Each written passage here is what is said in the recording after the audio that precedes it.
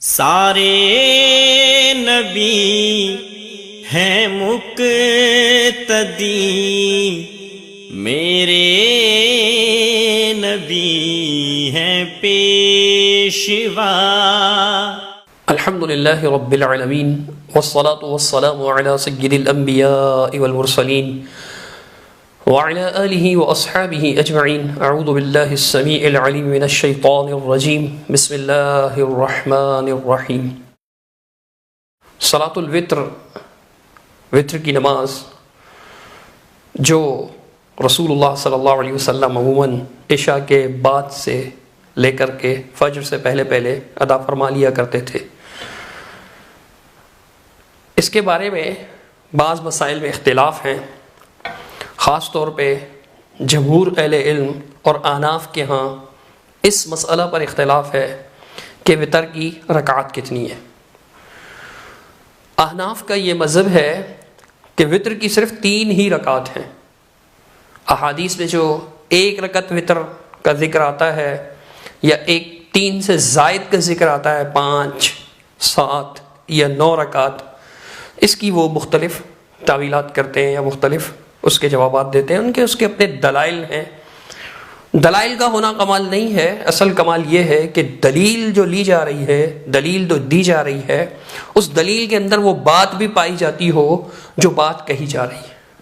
اتفاق سے ایسا نہیں ہے۔ اس مسئلے پر انکار کرتے ہیں، حالانکہ ان کے جو بزرگ ہیں وہ اس بات کا اثبات کیا کرتے تھے، اقرار کیا کرتے تھے۔ چنانچہ ہم دیکھتے ہیں کہ اکابر دیوبند کے ایک معروف نام مولانا خلیل احمد سہارنپوری صاحب، جنہیں ان کے ہاں المحدث الکبیر کہا جاتا ہے، بڑی معروف شخصیت ہیں۔ سنن نبی داؤد کی شرح بذل المجہود عربی میں لکھی اور کئی جلدوں میں چھپی ہے۔ ان کی ایک کتاب ہے براہین قاطعہ کے نام سے، جو ایک میلادی کے جواب میں انہوں نے لکھی تھی۔ میلادی نے 1 رکعت وتر پر بھی تنقید فرمائی۔ ان کے جواب میں حضرت مولانا خلیل احمد سہارنپوری صاحب نے اپنی کتاب میں کیا لکھا دیکھ لیجئے۔ صفحہ 7 پر حضرت لکھتے ہیں کہ وتر کی 1 رکعت احادیث صحیحہ میں موجود ہے۔ عبداللہ بن عمر اور ابن عباس وغیرہما صحابہ رضی اللہ عنہم اس کے مقر ہیں۔ مقر یعنی اقرار کرنے والے، اس بات کا اقرار کرتے ہیں 1 رکعت وتر کا۔ اور مالک و شافعی و احمد رحمہم اللہ کا وہ مذہب 1 رکعت وتر۔ پھر اس پر طعن کرنا مؤلف کا ان سب پر طعن ہے۔ کہو اب ایمان کا کیا ٹھکانہ۔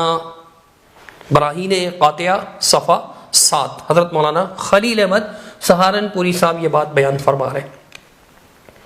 پوچھتے ہیں کہ جب ایک مسئلہ حدیث سے ثابت ہے، صحیحہ کی حدیث سے ثابت ہے، اور رسول اللہ صلی اللہ علیہ وسلم کے صحابہ سے ثابت ہے، پھر ائمہ میں امام مالک رحمہ اللہ، امام شافعی رحمہ اللہ، امام احمد بن حنبل اور کئی اہل علم اس بات کے قائل ہیں، اس کے باوجود بھی آپ اس مسئلے پر طعن فرماتے ہیں، طعن و تشنیع فرماتے ہیں، تو بتائیے آپ کے ایمان کا کیا ٹھکانہ۔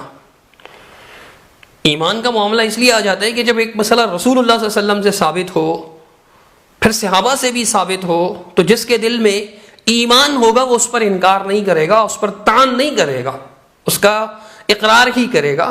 ٹھیک ہے، وہ یہ کہہ دے گا زیادہ کہ ٹھیک ہے بھائی یہ بھی ثابت ہے، جو ہم کر رہے ہیں وہ بھی ثابت ہے، لیکن انکار کر دینا یا پھر اس پر طعن تشنیع کرنا، دلائل کی وجہ سے انکار اور چیز ہوتا ہے۔ اور پھر میں کیا زیادہ تعویل کروں، خود حضرت مولانا خلیل احمد سہارنپوری صاحب نے یہ لکھا ہے، لیکن ہمارے قرآن کرم فرما حضرت مولانا مفتی طارق مسعود صاحب مد ظلہ کیا ارشاد فرماتے ہیں، ذرا سن لیجئے۔ حدیث میں 1 رکعت وتر نہیں ہے۔ حدیث میں جو آتا ہے کان النبی صلی اللہ علیہ وسلم یوتر بواحدۃ، نبی 1 رکعت وتر پڑھتے تھے، یہ ترجمہ ہم نے خود کیا ہے۔ پوری حدیث میں امام طحاوی نے حدیث کے الفاظ نقل کیے ہیں کہ اوتر بواحدۃ توتر لکم ما صلیتم، 1 رکعت کے ذریعے پچھلی نمازوں کو طاق بنا دو۔ ایون اور آڈ کا لفظ سنا ہوگا نا، ایون کہتے ہیں جو 2 پہ تقسیم ہو جائے آڈ کہتے ہیں جو دو پہ تقسیم نہ ہو، طاق عدد جسے کہا جاتا ہے اردو میں. تو جہاں بھی یوتر بواحدۃ کا لفظ ہے وہاں امام ابو حنیفہ کی رائے کے مطابق، اور یہ بڑی مضبوط رائے ہے، اس پر میں ایک پورا کلپ ریکارڈ کرواؤں گا انشاءاللہ، کہ یوتر بواحدۃ کے الفاظ آئے ہیں وہاں مطلب یہ کہ ایک رکعت کے ذریعے پچھلی دو رکعتوں کو وتر بنا دو، کیونکہ دو رکعتیں ایون تھی، ایک کے ذریعے آپ نے کیا بنا دیا؟ آڈ. یہ جہاں بھی لکھا ہوتا ہے نا نبی صلی اللہ علیہ وسلم ایک رکعت وتر پڑھتے تھے، تو آپ ان سے کہیں کہ یہ عربی سے اردو ترجمہ یہ تو تم نے خود کیا ہے، صحیح ہے نا، ایک رکعت وتر پڑھتے تھے. یوتر بواحدۃ کا مطلب ایک رکعت وتر بھی آتا ہے اور ایک رکعت کے ذریعے پچھلی نمازوں کو جفت بنانا بھی آتا ہے، دونوں آتے ہیں. تو احناف کا مستدل صحیح ہے مسلم کی حضرت عائشہ کی حدیث ہے. وہ حدیث یہ ہے کان النبی صلی اللہ علیہ وسلم یوتر بثلاث، 3 رکعت کے ذریعے طاق بناتے تھے اپنی پچھلی نمازوں کو. آپ نے سنا حضرت مفتی صاحب یہ فرماتے ہیں کہ حدیث میں ایک رکعت وتر نہیں ہے، حالانکہ خلیل احمد سہارنپوری صاحب جو اکابر علماء دیوبند میں سے ہیں وہ فرماتے ہیں کہ صحاح کی حدیث سے ثابت ہے. حضرت فرماتے ہیں حدیث میں نہیں ہے. اب معلوم نہیں کہ مفتی طارق مسعود صاحب علم میں حضرت محدث الکبیر خلیل احمد سہارنپوری صاحب سے بھی آگے نکل گئے، یا یہ ان کے علم کا نقص ہے جو یہ کہہ رہے ہیں کہ حدیث میں نہیں ہے. پھر آگے ارشاد فرماتے ہیں کہ جو حدیث میں آتا ہے کان النبی صلی اللہ علیہ وسلم یوتر بواحدہ، کہ رسول اللہ صلی اللہ علیہ وسلم ایک رکعت وتر پڑھتے تھے، کہتے ہیں یہ ترجمہ ہم نے خود کیا ہے، یہ ترجمہ ہم نے خود کیا ہے. پھر امام طحاوی رحمۃ اللہ علیہ کے نقل کردہ الفاظ بھی بیان کیے مفتی صاحب نے. تو پھر وہ یہ اس کے بعد کہتے ہیں کہ جی جہاں بھی یوتر بواحدۃ کے لفظ ہیں وہاں امام ابو حنیفہ رحمہ اللہ کی رائے کے مطابق مطلب یہ ہے کہ ایک رکعت کے ذریعے پچھلی دو جتنی بھی رکعتیں دو پڑھی آپ نے ان کو وتر بنا دو، یہ مطلب ہے اس کا. پھر خود ہی فرماتے ہیں کہ یوتر بواحدۃ کا مطلب ایک رکعت بھی آتا ہے، ایک رکعت بھی آتا ہے اور ایک رکعت کے ذریعے پچھلی نمازوں کو جفت بنانا بھی آتا ہے. جفت سیاق کلام کی اگر سیاق کلام پہ توجہ دیا جائے تو جفت ایسا معلوم ہوتا ہے کہ سبقت لسانی ہے. حضرت مولانا مفتی طارق مسعود صاحب اس موقع پر کہنا تو یہ چاہتے تھے کہ جی وطر بنا دیتا ہے، لیکن سبقت لسانی سے غلطی سے توجہ نہیں ہوتی، بعض اوقات جلد بازی میں کہ انسان کون سا لفظ بول رہا ہے، تو پھر وہ جو ہے وہ جفت کا لفظ نکل گیا ان کی زبان سے. کوئی بات نہیں، ایسا ہو جاتا ہے. تو یعنی دو مطلب بتا رہے ہیں کہ ایک تو یہ مطلب آتا ہے کہ ایک رکعت بھی آتا ہے اور ایک رکعت کے ذریعے پچھلی نمازوں کو طاق بنانا یہ بھی آتا ہے. دونوں مطلب آتے ہیں. جب حضرت دونوں مطلب آتے ہیں تو پھر آپ یہ تو نہ کہیے نا کہ جی یہ ترجمہ آپ نے خود کیا ہے، یہ ترجمہ تو آپ کرتے ہیں، یہ ترجمہ تو بنتا ہے نا. جب آپ خود کہہ رہے ہیں کہ دو مطلب ہو سکتے ہیں، یہ مطلب بھی بنتا ہے یہ مطلب بھی بنتا ہے، جب ایک رکعت وتر مطلب بنتا ہے پھر آپ انکار تو نہ کیجئے کہ یہ خود کرتے ہو. تم خود تو نہیں کرتے ہیں، بنتا ہے تو کرتے ہیں، ایسے تو نہیں کرتے. بہرحال اب آگے حضرت صاحب انکار کر رہے ہیں. آئیے ہم دیکھتے ہیں کہ حضرت کا یہ انکار درست ہے یا غلط، حدیث کیا کہتی ہے اس بارے میں. چنانچہ ہم دیکھتے ہیں صحیح مسلم شریف میں حدیث ہے، حدیث نمبر 736، اور یہ حدیث سیدہ عائشہ صدیقہ رضی اللہ تعالیٰ عنہا سے مروی ہے، جن کے بارے میں خود مفتی صاحب ارشاد فرماتے ہیں، سن لیجئے. اور حضرت عائشہ جتنا نبی کی نماز کو جانتی تھی اتنا کوئی اور نہیں جانتا تھا. دیکھیے مفتی صاحب اعتراف کر رہے ہیں کہ امی عائشہ صدیقہ رضی اللہ تعالیٰ نبی کریم صلی اللہ علیہ وسلم کی نماز کو سب سے زیادہ جانتی تھیں. جب وہ سب سے زیادہ جانتی تھیں تو سنیے وہ کیا ارشاد فرماتی ہیں. صحیح مسلم کی حدیث نمبر 736 بیان فرماتی ہے کہ کان رسول اللہ صلی اللہ علیہ وسلم یصلی فیما بین ان یفرغ من صلاة العشاء وهي التي يدعو الناس الاتمه الى الفجر 11 ركعه يسلم بين كل ركعتين ويوتر بواحده. یہ میں نے متن پڑھا عربی میں، حدیث نمبر 736 سے مسلم شریف، ترجمہ میں خود نہیں کر رہا. ہوتا تو یہی ہے کہ ہم قرآن کی آیت پڑھتے ہیں اس کا ترجمہ کرتے ہیں، حدیث پڑھتے ہیں اس کا ترجمہ کرتے ہیں تاکہ احمد الناس کو سمجھ میں آئے، لیکن یہاں میں نہیں کر رہا. اس کی ایک وجہ ہے. وجہ کیا ہے سنیے مفتی طارق مسعود صاحب سے. لوگ جو ہے نا مجتہدین سے بدگمان کرتے ہیں، ایک طرف کی روایت پیش کرتے ہیں، اور عوام تو اتنی جاہل ہے کہ اس کو یہ بھی نہیں پتا ہوتا کہ یہ ترجمہ بھی صحیح کر رہا ہے کہ نہیں. اور پھر ایسی عوام اپنے آپ کو کیا کہتے ہیں، محقق ہیں، ہم کسی کی تقلید نہیں کرتے. آپ نے سنا مفتی صاحب یہ کہہ رہے ہیں کہ جی لوگ مجتہدین سے بدظن کرتے ہیں، حالانکہ کوئی بھی مجتہدین سے بدظن نہیں کرتا۔ اگر کوئی یہ کہہ دیتا ہے کہ فلاں مجتہد کے کسی اجتہاد میں خطا ہے، ان کی یہ بات درست نہیں ہے، اس کے یہ دلائل ہیں، تو مجتہد سے قطعاً بھی بدظن نہیں کر رہا ہوتا، چونکہ اہل السنہ والجماعہ کا اس بات پر اتفاق ہے کہ المجتہد قد یخطی و یصیب، رسول اللہ صلی اللہ علیہ وسلم کے علاوہ کسی کو بھی معصوم عن الخطا نہیں مانتے۔ کہتے ہیں کہ مجتہد تو وہ ہوتا ہے جس کی بات درست بھی ہوتی ہے اور اس سے غلطی بھی ہو جاتی ہے۔ جب درست ہوتی ہے تو ہم خوش ہوتے ہیں، اور غلطی ہوتی ہے تو ہم تعان نہیں کرتے، صرف یہی کہتے ہیں کہ یہ ان کی خطا ہے، لیکن کوئی بات نہیں، ان کے لیے تو اللہ تعالیٰ کی رحمت ہے، مجتہد تھے جی، اگر خطا بھی ہوگی ایک اجر تو ان کو ملے گا۔ وَإِنْ أَخْطَأَ فَلَهُ أَجْرٌ، صحیح بخاری کی حدیث ہے، اگر وہ خطا بھی کرنے مجتہد، فیصلہ کرنے والا حاکم، تو اسے ایک اجر تو بہرحال ملے گا۔ ہم تو ان کے بارے میں یہ گمان رکھتے ہیں، بدظن نہیں کرتے ہیں۔ آگے یہ کہتے ہیں کہ جی ان کو تو عوام کو تو اتنی جاہل ہے عوام، ان کو تو یہ بھی نہیں پتا ہوتا کہ یہ ترجمہ جو کر رہے ہیں یہ صحیح ہے یا غلط ہے، اتنا بھی نہیں پتا ہوتا ان کو، اور ویسے بڑے محقق بن رہے ہوتے ہیں۔ یہ وجہ ہے کہ میں ترجمہ خود نہیں کر رہا۔ ترجمے کے لیے ہم نے انتخاب کیا ہے، ان کے ایک معتبر اشاعتی ادارہ ہے جو حضرت مولانا مفتی تقی عثمانی صاحب، ان کے بھائیوں وغیرہ بھتیجوں کا ادارہ اسلامیات انارکلی لاہور میں۔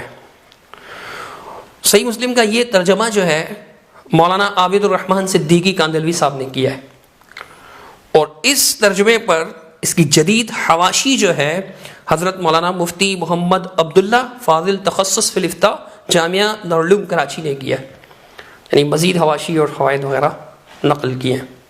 اس کی تقریر جو ہے مفتی اور استاد الحدیث جامعہ دارالعلوم کراچی کے مفتی بھی ہیں اور استاد الحدیث بھی ہیں وہاں پر، مولانا مفتی محمود اشرف عثمانی صاحب نے لکھی ہے اس پر تقریر۔ یہ سبھی مفتی اور علماء جو ہیں علماء دیوبند میں سے ہیں، ان کا ترجمہ ہے۔ وہ ترجمہ کیا کرتے ہیں میں آپ کے سامنے پڑھ کے سناتا ہوں۔ ترجمہ لکھا ہے کہ حضرت عائشہ رضی اللہ عنہا زوجہ نبی اکرم صلی اللہ علیہ وسلم بیان کرتی ہیں کہ رسول اللہ صلی اللہ علیہ وسلم عشاء کی نماز سے فجر تک 11 رکعت پڑھتے، اور ہر 2 رکعت کے بعد سلام پھیرتے اور 1 رکعت کے ذریعے وتر بنا لیتے۔ عشاء سے فجر تک 11 رکعت پڑھتے، ہر 2 رکعت پر یسلم بین کل رکعتین ویوتر بواحدۃ، ہر 2 رکعت پر سلام پھیرتے تھے اور آخر میں 1 وتر کے ذریعے ان کو جو ہے وتر بنا دیتے تھے، طاق بنا دیتے تھے۔ اب جب اللہ کے رسول صلی اللہ علیہ وسلم 11 پڑھتے تھے، ہر 2 کے بعد سلام پھیرتے تھے، تو آپ سوچئے کہ 5 سلام پھیرنے کے بعد کتنی نمازیں ہو جائیں گی؟ 2 کر کے 10 رکعت ہو جائیں گی۔ آخر میں اللہ کے رسول صلی اللہ علیہ وسلم 1 رکعت وتر پڑھتے تھے کہ نہیں؟ ترجمہ میں نے خود نہیں کیا، ترجمہ جس کو عام طور پہ ہم ترجمہ کہہ رہے ہوتے ہیں، تو یہ میں نے خود نہیں کیا، علماء دیوبند نے جو ترجمہ کیا وہ آپ کے سامنے رکھا۔ کیوں؟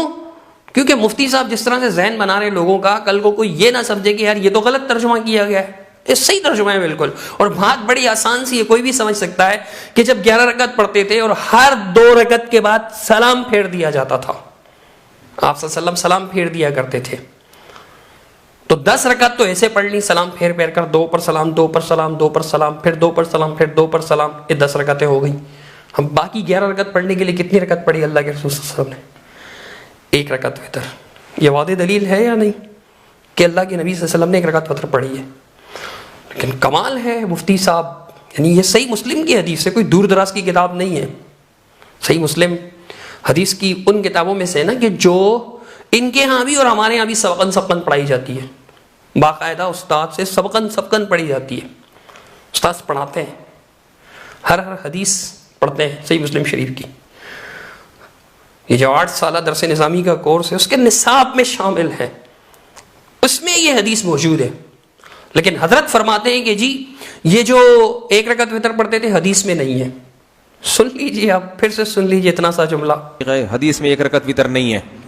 حضرت حدیث میں ہے، آپ کے علم میں نہیں ہے، آپ نفی نہیں کریں کہ حدیث میں نہیں ہے۔ جیسے آپ کے خلیل احمد سہارنپوری صاحب المحدث الکبیر، انہوں نے اس بات کا اعتراف کیا کہ صحاح کی حدیث سے ثابت ہے، صحابہ سے بھی ثابت ہے، ایسے آپ کو بھی کہنا چاہیے تھا کہ حدیث میں ہے 1 رکعت وتر، بلا وجہ ایک رکعت کے ایشو نہ بنائے نا آپ. پھر آپ تو توڑ والے نہیں ہیں، جوڑ والے ہیں. آپ تو ہر وقت امت میں توڑ کے غم میں مبتلا رہتے ہیں. ہر وقت آپ کو اس بات کی فکر رہتی ہے کہ امت میں جوڑ پیدا ہو، توڑ پیدا نہ ہو. تو امت کی جب غالب اکثریت حنفیہ کے علاوہ شوافی، مالکی، حنبلی سب ایک رکعت پڑھ رہے ہیں، تو پھر کیوں آپ ایک رکعت کا انکار کر رہے ہیں کہ حدیث میں نہیں ہے؟ آپ توڑ نہیں رہے امت کو. اب دوسرے ایسا کرتے ہیں تو فوراً توڑ توڑ توڑ توڑ توڑ کا شور شروع ہو جاتا ہے. توڑ توڑ توڑ کا شور شروع ہو جاتا ہے. بہرحال اب دیکھیے حدیث سے ثابت ہے. بس آپ کی شان میں ایک جملہ عرض کرنے کو دل چاہ رہا ہے، آپ کے اپنا جملہ آپ کے اپنے الفاظ میں. یہ فنڈر گیری میں نے کہا آپ جیسوں پہ سوٹ نہیں کرتی. آخری بات، مفتی صاحب نے اپنے اس کلپ میں جو شارٹ کلپ سامنے آیا ہے، اس میں مفتی صاحب بتا رہے ہیں کہ جی میں تفصیلی اس پر جو ہے نا وہ ریکارڈ کرواؤں گا. اس پر میں ایک پورا کلپ ریکارڈ کرواؤں گا انشاءاللہ. تفصیلی ریکارڈ کروائیں گے تو انشاءاللہ اس کو بھی دیکھ لیں گے. ٹھیک ہے. حالانکہ مسئلہ تو وہ ہے کہ جس پر المحدث الکبیر انور شاہ کشمیری صاحب جیسے لوگوں کو کئی سالوں تک سوچنا پڑا کہ احناف کی طرف سے اس کا کیا جواب دیا جائے. بہرحال مفتی صاحب کہہ رہے ہیں کہ جی میں تفصیلی ریکارڈ کرواؤں گا. جب وہ کروائیں گے تو پھر انشاءاللہ ہم بھی دیکھ لیں گے.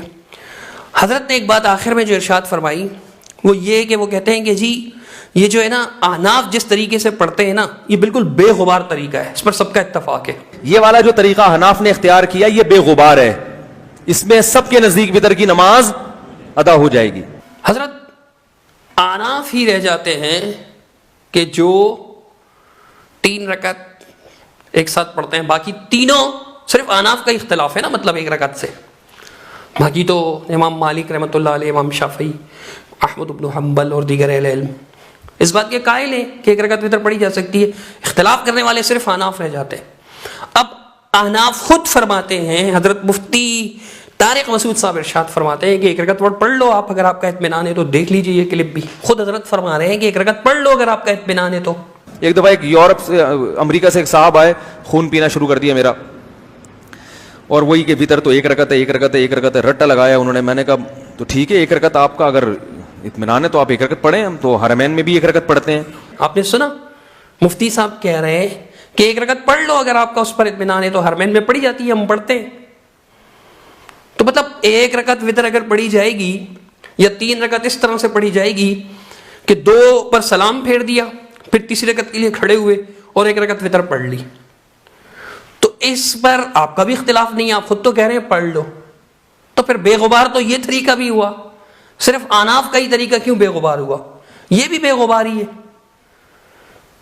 اس میں بھی کوئی غبار نہیں ہے. اور غبار ہو بھی نہیں سکتا کہ رسول اللہ صلی اللہ علیہ وسلم سے ثابت ہے.